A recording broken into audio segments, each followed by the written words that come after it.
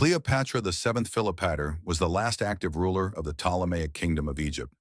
Born in 69 BCE, she wasn't actually Egyptian by blood. She was Greek.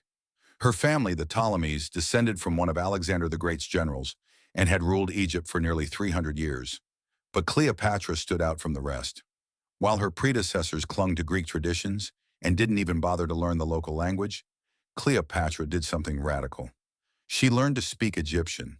In fact, she was said to speak 9 languages fluently: Greek, Egyptian, Latin, Hebrew, Arabic, and more. She could talk to diplomats, merchants, priests without a translator. In a world of male rulers, she used her voice, literally, to command attention.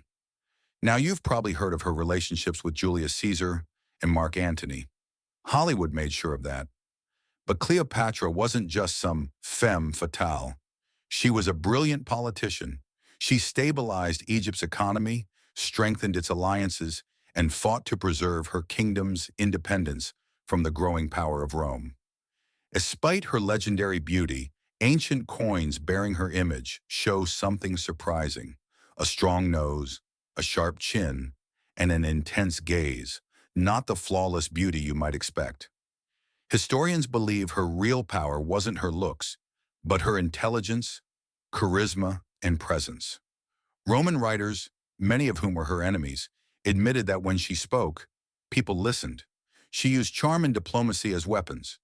In a time when women were rarely taken seriously in politics, Cleopatra ruled one of the richest nations in the world on her own terms.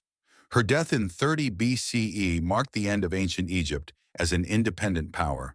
But her legend lived on, through art, literature, and centuries of fascination.